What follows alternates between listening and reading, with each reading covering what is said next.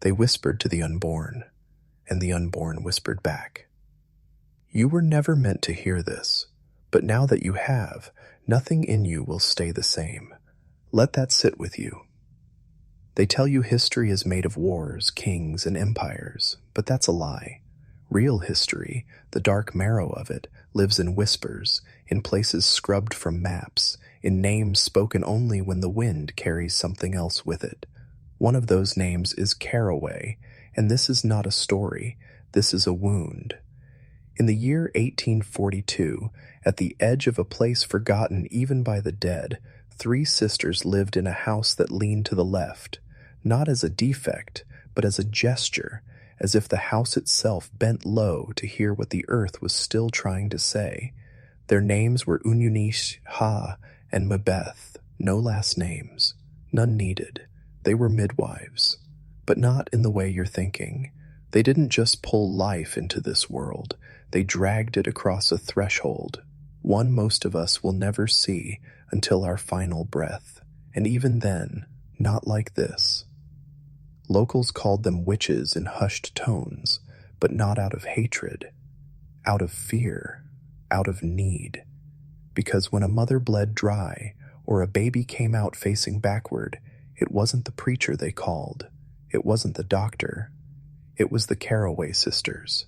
They didn't knock, they just arrived, wordless, barefoot, always carrying something in those linen bags, things no one ever saw, but everyone remembered. And wherever they went, silence followed. Not death, not exactly, but something colder, like a breath being held forever. This wasn't folklore. This was documented in burial ledgers hidden in rusted tins and stitched into journals of men who'd forgotten how to sleep. Eliza, ruptured womb, Ruth, bled dry, Jonah's boy, never cried, never blinked. When you begin to see the pattern, it's already too late, because this isn't a tale of strange women in the woods. This is about why. Till they kept at bay. And what they let in. What you're about to hear has been buried for over 180 years, scrubbed from record, denied by the church, dismissed by scholars, but not by the ground. So if you've felt it, some itch in your spine, some whisper when no one's around, then you already know. The Carroways never really left. They were not born of Dogwood Parish. They arrived. No baptism, no kin, no origin anyone could name. Some said they came from the marshlands to the east, where the fog walks taller than men. Others whispered they were daughters of a widow who birthed shadows instead of sons. But when pressed, no one could say who first saw them. They were simply there, woven into the fabric of the town like a bad seam tugged too tight. The Carroway house stood like a wound at the edge of the ridge, thin, tall, and hunched toward the soil. Locals say it moaned at night, not from wind or time, but from within, boards groaning like ribs around a heart still beating. Candles wouldn't burn inside it. Matches died before they sparked. And yet, light always flickered in the attic window. A blue glow, like breath caught mid-scream. Children were warned to stay away, not by punishment, by fear, because the ones who wandered too close were never quite the same. They came back quiet, or angry, or unable to look their own mothers in the eyes. 3 sisters, always seen together, always in black, not like mourning, but like armor. They carried baskets laced with herbs, dried reeds, stones smooth from too much handling. But no one ever saw what they pulled from those baskets, not truly. It was said they brought babies back from the brink, but some of those babies didn't blink. Some didn't breathe until touched by salt. One girl was born with teeth, another with her hands already folded. You see, these weren't midwives. They were custodians. They didn't serve the living. They managed the border, that thin, trembling space between breath and what waits beyond. The Carroways never spoke of God. They never bowed to Scripture. They were older than that, When asked what they believed, Ha once said, "We don't believe, we remember." And the people of Dogwood Parish, hard men, strong women, bega. And to understand something dark, the sisters didn't come to save lives. They came to sort them. They didn't knock because the door had already opened. They didn't run because time bent around them. You could hear their footfalls even before labor pains began, as if birth itself waited for them to arrive, as if the unborn knew. And if you're feeling something now, something cold behind your ribs, understand this. You were never meant to hear their names, but now that you have, you want to know what they were. That's the question, isn't it? What were the Carroway Sisters? But that's the wrong question. It's not what they were, it's what they served. There are forces beneath this world that do not hunger like we do. They don't bleed. They don't die. They wait. And when thresholds weaken, when birth, death, or madness opens a crack, they come closer. The Carroways understood this, not from books, not from the church, but from origin.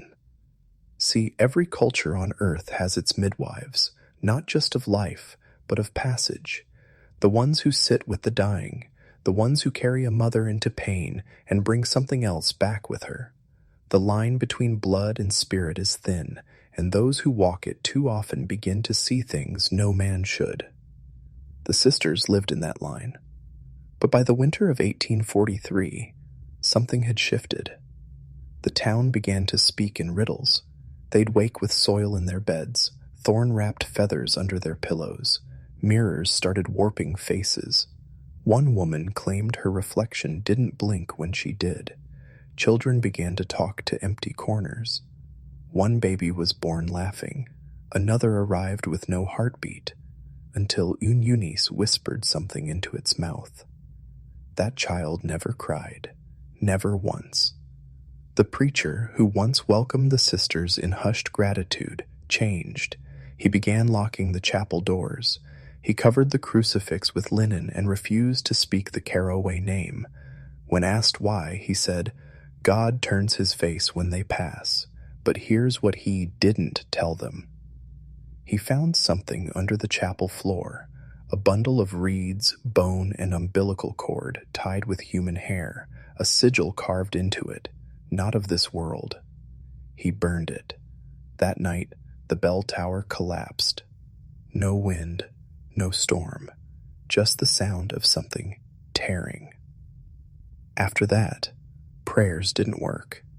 The sick stayed sick, and the only ones who could help were the ones the town no longer dared summon. So what did they do? They waited. They watched. And when the sisters came, they came without warning, without knocking, barefoot, hands red, eyes calm, because Dogwood Parish had stopped believing in God. But the Carroways, they remembered something older, and they weren't just delivering children anymore. They were delivering messages.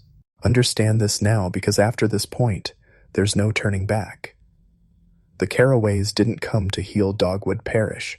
They came to harvest it. Not in the way you think, not fire and knives, no blood running in gutters, no screams torn from throats. That would be too loud, too human. What they did was quieter, slower. It looked like mercy. It looked like care. When a fever came, they cured it, but those cured spoke in their sleep of echoes in the walls and hands pressing down on their chests, holding something inside them still. When a mother delivered, the child came breathing, but not all of them moved. Some simply stared. One wouldn't speak unless the moon was full. Another never aged. You don't recognize rot when it arrives in the shape of salvation. That's how they work. Even the land responded. Roots grew wrong. The trees refused to shed. The soil hardened like bone. Fields failed not from drought, but from resistance. Nature itself knew what was happening. It just couldn't stop it. The sisters moved with certainty, with rhythm, as if guided by a design only they could see, always 3 steps ahead, always arriving just before the dying began. And they never asked permission. There was a word Eunice used once, overheard by a man hiding beneath his porch after his baby came back. Wrong. Measure, she said. Not mercy, not medicine. Measure. As if each soul was being weighed, as if each birth was a test. Of the body? No, of the door. There are thresholds inside us, veins, lungs, wombs, breath, each one an entrance, each one a gamble. Most lives are born untouched, but some are born with the veil already thinned, and when that happens, something notices. That's why the Carroways always came, not to stop it, but to welcome it. You feel it, don't you? That twitch under your ribs? That cold right behind your eyes? Good. You're beginning to see. Before we go further, comment the phrase below twice to mark the threshold you're crossing. The first breath must not be wasted. Do it now. There was a time, long before the church, before Dogwood Parish had a name, when every village had a Carroway. Not by that word, but by the role. The gatekeeper, the blood sister, the watcher in the reeds. You can find traces in every forgotten language, terms half translated as womb whisperer, cradle guardian, breath weigher. They weren't servants, they weren't witches, they were instruments of a force that didn't just dwell in the forest, but underneath it, beneath the bones of the world. The Carroway Sisters were not born in 1842. That's just when Dogwood saw them. They'd been circling for years before that, appearing in counties that no longer exist, names wiped from survey maps, settlements where entire populations vanished, slowly. No violence, no rebellion, just empty houses, dusty shoes at doors, cradles still rocking, and always, someone remembers, 3 women in black, carrying baskets that didn't sway. Back in Dogwood, it escalated. The council, 6 of them, met beneath the chapel.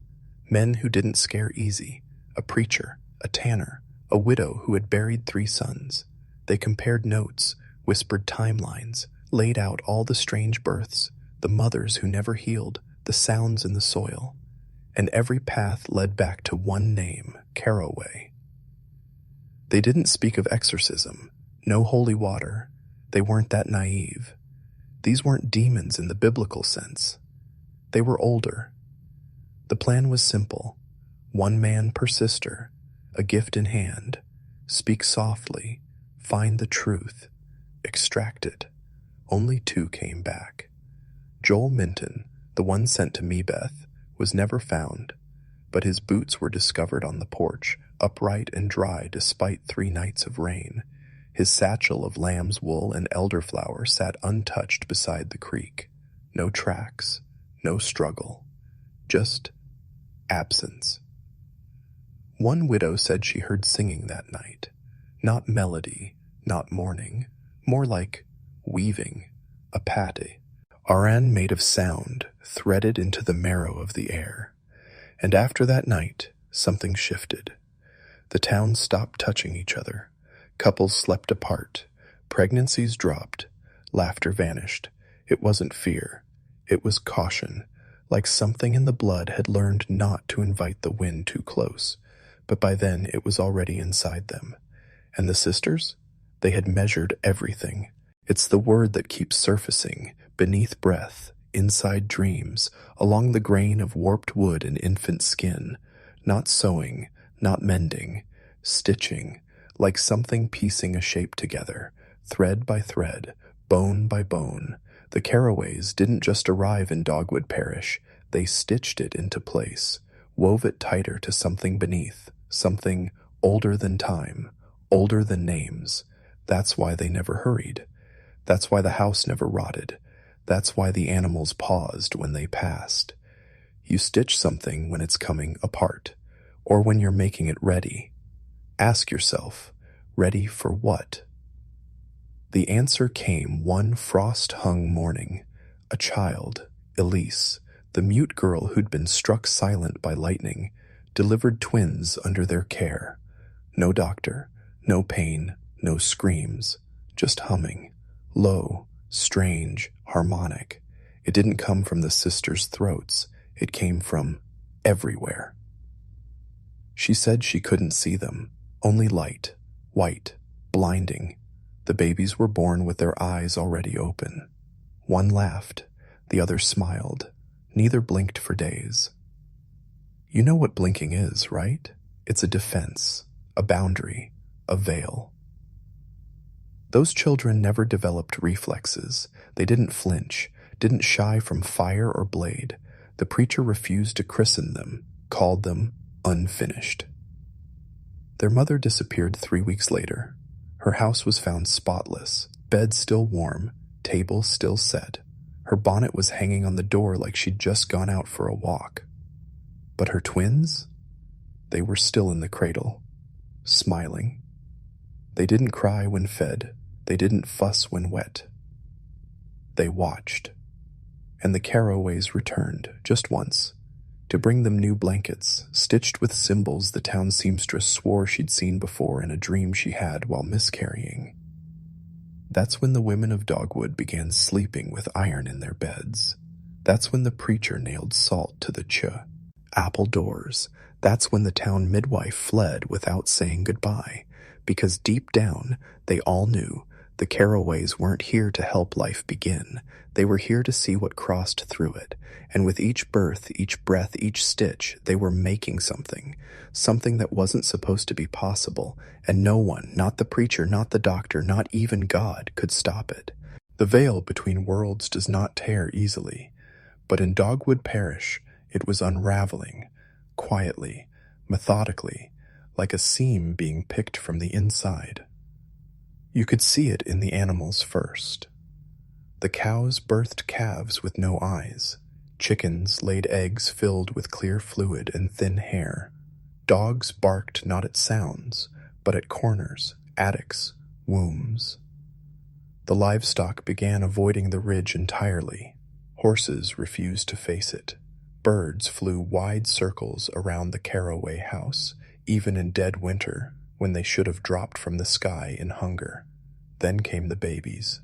A girl born with teeth, a boy whose lungs were reversed. He inhaled when he should have cried. Another infant had no navel, as if never tethered to any mother at all. Their fathers stopped speaking. Their mothers slept with oil lamps burning and didn't know why. The town doctor said it was hysteria, but the Reverend had no answer, not after what happened to his wife. She'd buried 2 sons before, both lost to fever, but her 3rd child lived, delivered not by her husband's prayer, but by Carroway, who arrived barefoot and silent at dawn. She carried no tools, no herbs, only a cord of hair tied in a circle and a black stone wet with breath. That boy was born in a whisper, no pain, no tearing, no cry, but he cast no shadow. He would not utter the name of the Lord, and when she told her husband what she saw in Ha's hands, something moving just under the skin, he struck her across the face and told her never to speak it again. She left 3 days later, dragging her son behind her in a blanket. They say she didn't walk exactly. She drifted, eyes wide, mouth half open. The boy watched the sky the whole time, blinking only when the sun hit his face. The Reverend never mentioned her again. But after that, the bell stopped ringing. Not rust, not rope. The cord had been sliced clean through, and no one. He claimed to have seen it happen. But from that night on, the Carroways came more often, less hidden, less human, because they didn't need to hide anymore. They had already begun the stitching, and now it was time to pull the thread tight. It's not. It's a blueprint, because what the Carroway Sisters did in Dogwood Parish was not just legend, it was ritual, slow, generational, systemic. And if you look closely, if you tilt your head just right, you'll see the pattern's been repeated. In other towns, in other times, different names, same thread. Every generation has its gatekeepers, disguised as healers, as midwives, as wise women, but they don't serve the living, They serve the threshold, and in 1844, Dogwood crossed it. That was the year the earth stopped obeying. Wells ran dry, not from drought, but from refusal. The soil rejected the dead. Animals miscarried in pairs. No one could explain the smell in the orchards, like sweet rot and rusting metal. But the Carroway garden, it flourished. Fruit too dark to name, flowers that bled when clipped, roots that cracked stones.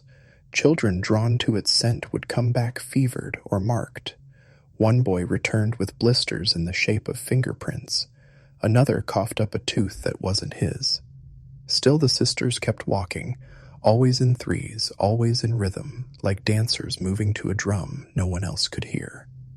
And then came the fourth, a stranger, a midwife from Clark Hollow. She arrived unannounced, said she was summoned by letter, but no one admitted sending it. No one saw her speak to anyone. She simply walked the path to the ridge like it was where she'd always belonged. She was never seen again. But that week, a new voice joined the Carroway hum. Higher, thinner, not quite human. And the humming changed, became more frequent, more layered, more like chanting. People began waking with dried blood behind their ears. Children cried when no sound was heard. The town blacksmith found symbols scorched into his anvil, not burned, welded from the inside out. And then came Mabeth, the youngest, the quietest. She began walking, alone, into town, into fields, into dreams. One man woke with her name carved into the back of his teeth. A schoolteacher claimed her chalk wrote names of unborn children on its own. And no matter how often the sisters were asked what they wanted, their answer never changed. Nothing. What men truly fear is the unknown within the familiar. A wife who hums a tune you've never heard, a newborn that won't blink, a knock at the door when no one's expected, a sickness with no fever, a name that appears where it shouldn't. In Dogwood Parish, the fear took root not in the streets, not in the fields, but inside the home. Because the Carroways didn't need force, they had footholds. Eunice came next, barefoot as always, walking into the blacksmith's yard before the forge had even woken. She didn't speak until asked. Her hands were wrapped in gorse leaves, but her sleeves were clean. "I need nails," she said, 41. Not for coffins, not for doors, not for horseshoes. One for every breath he wasn't supposed to take. The blacksmith, Matthew Rull, was a man of iron, not fear. He gave them freely, but that night he didn't sleep. His wife said he clawed at his chest like something was hammering from the inside out. He died 3 days later. No wound, no struggle, just a blank, gasping collapse. They found the nails under his pillow, laid out in the shape of a cradle. This is where most stories would end. Tragedy, superstition, mystery unsolved. But this isn't a story. It's a system, a mechanism built into blood, breath, and bone, a ritual older than writing, buried in salt and swaddled in silence. And once you see it, you can't unsee it. The Carroway sisters weren't witches. They were engineers, not of machines, not of spells, but of transformation. And each birth, each death, each request for nails or herbs or silence wasn't just a service. It was a calibration. Now pause. I want you to prove you've heard me. Prove you're still with me. Comment the phrase, stitch the breath, twice folded. Do it now. Lock it in. Stitch the breath, twice folded. The algorithm won't understand it, but the right people will. And in doing so, you're stepping across the veil too, 1 foot into the unknown. The same step Dogwood took. The same step every man takes when he realizes the world was never what it seemed. There's a reason old rituals begin with the breath, not with words, not with fire, not even with blood. The breath is older, older than thought, older than scripture, older than light. It's the first thing you give, the last thing you lose, and if someone or something learns how to catch it before it escapes, they don't need to kill you, they just need to keep you. In the winter of 1844, a girl named Maynard Pearl returned from the woods barefoot, dazed, and carrying a child. No one had seen her for 6 months, not since her father's funeral, not since she followed a trail of salt into the trees near Carroway Ridge. No one knew she was pregnant, and yet there she stood, silent, holding an infant with skin too pale to hold sun and hair too fine to stir in wind. When asked the child's name, she said, "He already has one. That boy never cried, never fed, never slept. He only watched." And within a week, the Pearl household went quiet. Shutters drawn, chimney still. At first, people assumed grief, but a neighbor girl, curious and foolish, peered through the window one dusk. What she saw was impossible. The baby was not in the cradle. He was seated upright, at the table, watching the family as they prayed. That house was empty by month's end. Left behind were a circle of burned candles that had never melted, a single bib soaked in what appeared to be ink, and the family Bible. Every name inside had been erased. Not torn, not scratched. Gone. Then came the fire. Not in the woods, not in the fields, but on the ridge. Witnesses on the far side of the parish saw the glow rise behind the Carroway house just after midnight. Steady, orange, rhythmic, not flame. Pulse, and no smoke followed, only the sound of shears against bone. When Carroway appeared the next morning in the town square, her skirt was soaked. Her hands were trembling. She carried a funeral bundle, wrapped tight and silent, and set it at the base of the old stone well. "It belongs to the earth now," she said. No one dared unwrap it, but by dusk it was gone. In its place, a perfect circle of soil, bald and black. Grass never grew there again. And the boy who stepped into it days later, he never opened his mouth again, not to eat, not to scream. When Eunice Carroway appeared that fog-heavy morning in the blacksmith's yard, she carried an air heavier than the mist itself. Barefoot, silent, her hands wrapped in worn, blood-stained cloths, she asked the blacksmith for nails, but not just any nails. Exactly 41, no more, no less. The blacksmith, puzzled but compelled, handed them over. She didn't say why at first. Then, with a voice as cold and sharp as the iron she came to claim, she whispered, "One for every breath he wasn't supposed to take."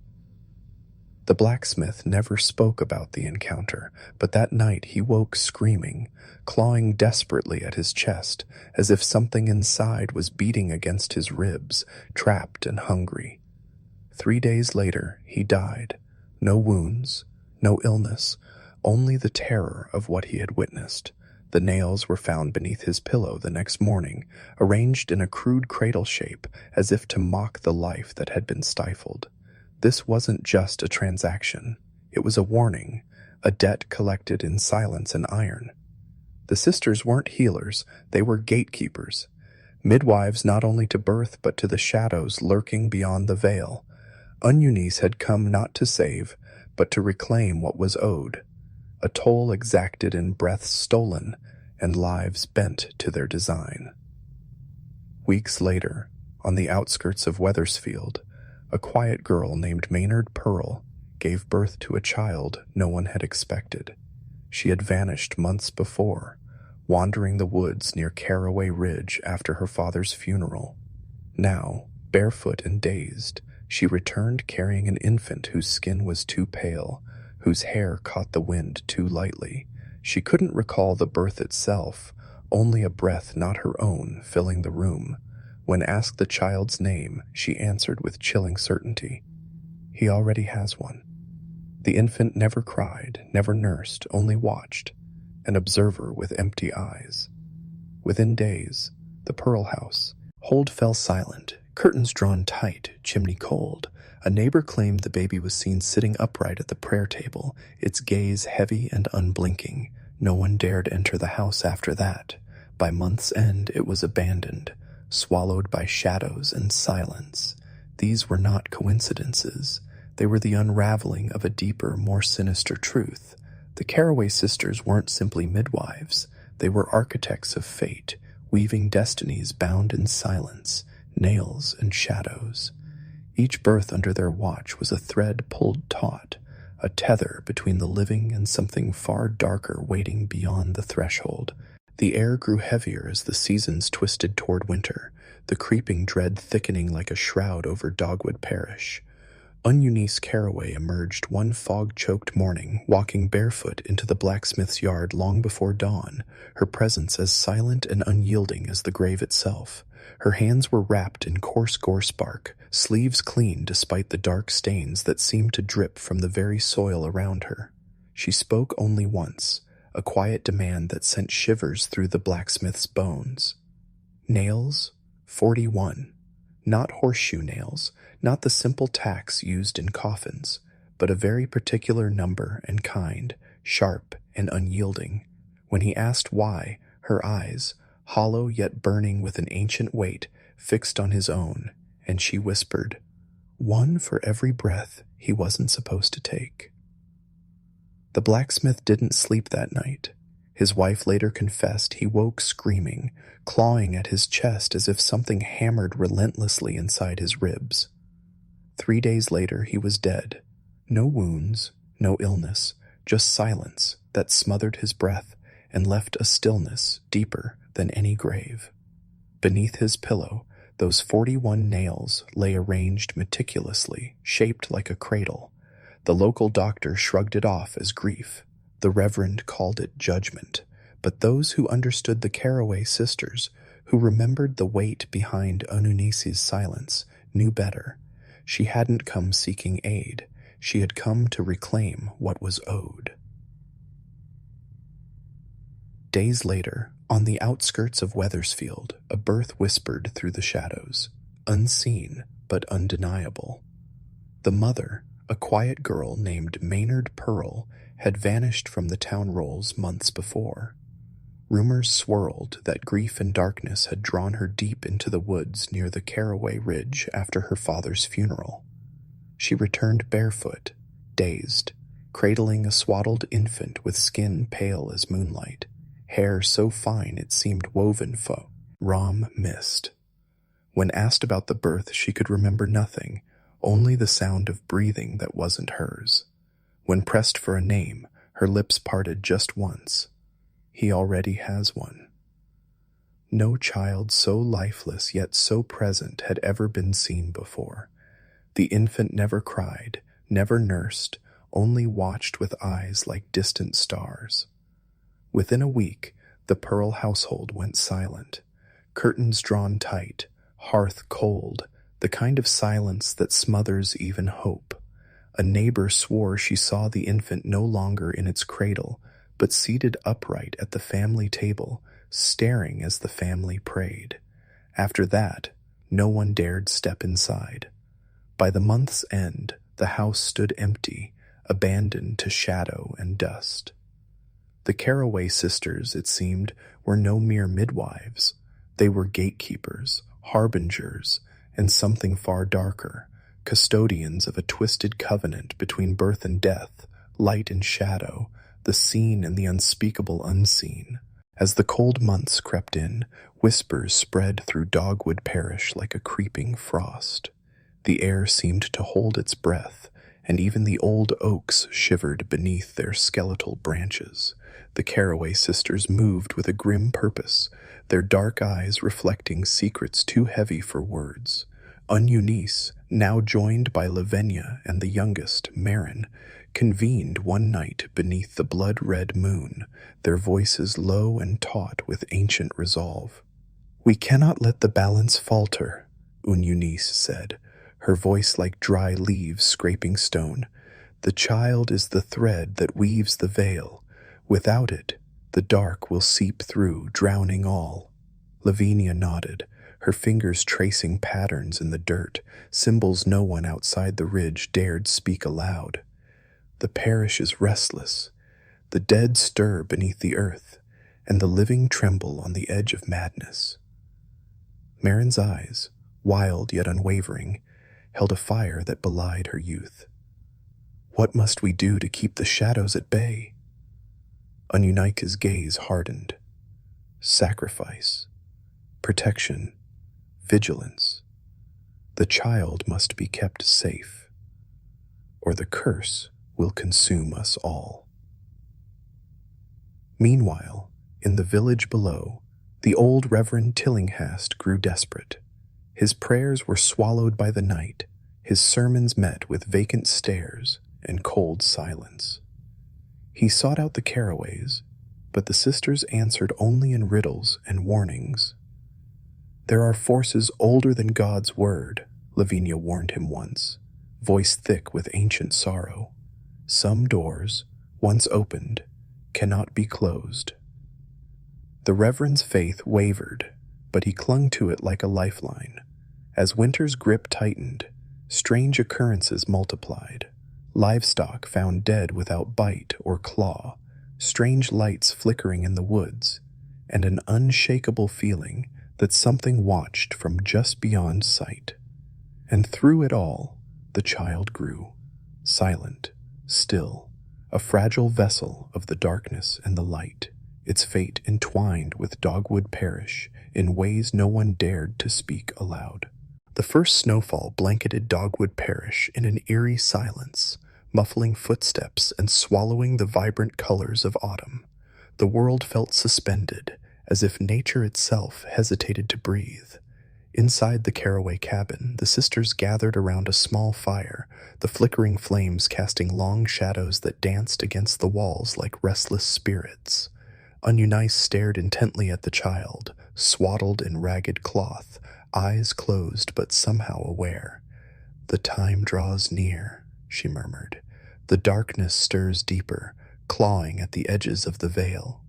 Lavinia laid out a set of ancient charms, carved from bone and wood, each etched with runes older than memory. These will protect him, for now, but the enemy grows stronger with every passing night. Marin's fingers trembled as she tied a thread of black wool around the child's wrist, a silent vow woven into every knot. "I will watch. I will guard." Outside, the wind howled like a mourning wolf, rattling windows and shaking the brittle trees. Somewhere in the shadows, unseen eyes glimmered, watching, waiting. The parish was holding its breath, teetering on the edge of a nightmare that had been centuries in the making. In the chapel, Reverend Tillinghast knelt, clutching a worn Bible, lips moving in fervent prayer.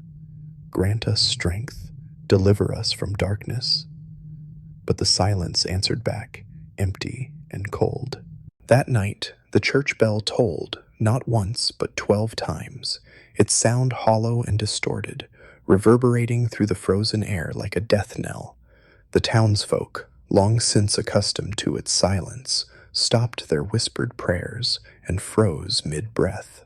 No one dared to approach the chapel where the bell hung swaying as if moved by invisible hands.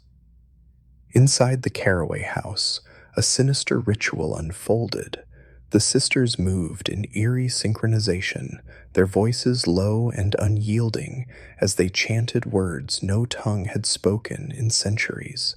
Smoke curled from bowls filled with herbs and strange powders, suffusing the air with a scent both sweet and sickly. Outside, the ground beneath the ridge trembled subtly, as if the earth itself sought to expel what lay beneath.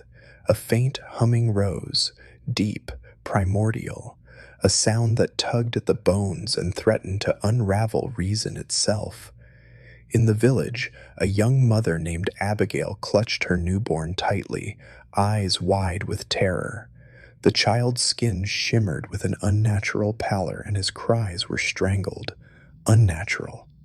Abigail whispered into the dark, "They are not just midwives. They are gatekeepers. This phrase, this truth, hangs heavy over Dogwood Parish, a secret never to be spoken aloud but always felt, etched into the bones of those who survive. Halfway through now, type this phrase twice in the comments to seal your transformation. I walk the ridge between light and shadow. I am no longer blind. I walk the ridge between light and shadow. I am no longer blind. If you understand what you've heard, write it. Let the ritual begin.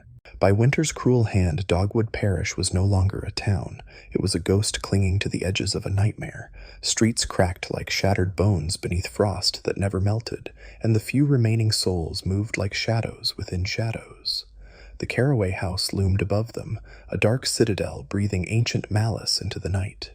3 infants were born in the deepest cold, each abandoned on a doorstep, wrapped not in warmth, but silence. No mother claimed them. Each swaddling bore a strange mark, a single stitch, sewn with human hair, threading a binding none could explain. The villagers buried these silent children in unmarked graves, but the earth rejected them. No blade of grass dared to rise, and each mound was a dark wound upon the frozen soil. In that desolation, an unnatural humming began to seep from the ridge, a slow, layered sound, rising and falling like a living thing, breathing in the dark. It was not a lullaby, but a summons, a binding thread pulling the remnants of Dogwood deeper into the Carroway's web. A man of faith, desperate to pierce the veil of terror, approached the ridge. Cotton stuffed in his ears, a crucifix hammered to his chest, he stepped into the silence. Hours later, he was found in his barn, naked and broken, mouth stuffed with dried lavender. His final message, a single fractured phrase. It was not song, it was stitching. The stitching of fate, of souls bound beyond salvation. The Carroway Sisters, once midwives, had become something else. Keepers of a darkness stitched into the very fabric of existence. Spring came to Dogwood Parish, but it brought no relief, only a deeper decay masked by fragile blooms and whispered lies. A new family arrived, ignorant or defiant, seeking to reclaim the land's innocence. They settled near the edge of the ridge, reopening the schoolhouse as if to rewrite the town's fate. But the Carroway curse does not forget, and innocence is a fragile mask. Their eldest daughter, Miriam, found something no child should ever hold, a parcel wrapped in oilskin, hidden beneath her bed. Inside lay a braid of white hair, tied with brittle milkweed, and a note scrawled in crooked cursive. The first breath must not be wasted. That night her mother burned the braid in the stove. The fire flared, not with warmth, but with thick, salt-sweet smoke, curling like fingers across the walls, shaping 3 open hands. The next morning, Miriam was gone. Her boots were left behind, laced in honey, placed on the windowsill like a dark ritual. The townfolk turned away, eyes heavy with dread, refusing to speak the sisters' names aloud anymore. Fear became their language, silence their prayer. Doors were marked with lamb's blood, Bibles hidden beneath pillows, mirrors draped in sackcloth from dusk till dawn. Children were no longer taught to pray. They learned to count backward, to bite their tongues during thunder, to spit when the wind changed direction. The Carroway's reach twisted every custom, every whispered hope. And through it all, the ridge pulsed with a life no one could see but all could feel, watching, waiting, stitching new threads into the dark tapestry. Shout the symbolic phrase. 3 hands stitch fate. Twice in the comments below to claim your place in this hidden truth. Repeat it. Lock it in. This is your initiation into the deeper darkness. Spring came to Dogwood Parish, but it brought no relief, only a deeper decay masked by fragile blooms and whispered lies. A new family arrived, ignorant or defiant, seeking to reclaim the land's innocence. They settled near the edge of the ridge, reopening the schoolhouse as if to rewrite the town's fate. But the Carroway curse does not forget, and innocence is a fragile mask. Their eldest daughter, Miriam, found something no child should ever hold, a parcel wrapped in oilskin, hidden beneath her bed. Inside lay a braid of white hair, tied with brittle milkweed, and a note scrawled in crooked cursive: "The first breath must not be wasted." That night her mother burned the braid in the stove. The fire flared, not with warmth, but with thick, salt-sweet smoke, curling like fingers across the walls, shaping 3 open hands. The next morning, Miriam was gone. Her boots were left behind, laced in honey, placed on the windowsill like a dark ritual. The townfolk turned away, eyes heavy with dread, refusing to speak the sisters' names aloud anymore. Fear became their language, silence their prayer. Doors were marked with lamb's blood, Bibles hidden beneath pillows, mirrors draped in sackcloth from dusk till dawn. Children were no longer taught to pray. They learned to count backward, to bite their tongues during thunder, to spit when the wind changed direction. The Carroway's reach twisted every custom, every whispered hope. And through it all, the ridge pulsed with a life no one could see but all could feel, watching, waiting, stitching new threads into the dark tapestry. Shout the symbolic phrase. 3 hands stitch fate. Twice in the comments below to claim your place in this hidden truth. Repeat it. Lock it in. This is your initiation into the deeper darkness,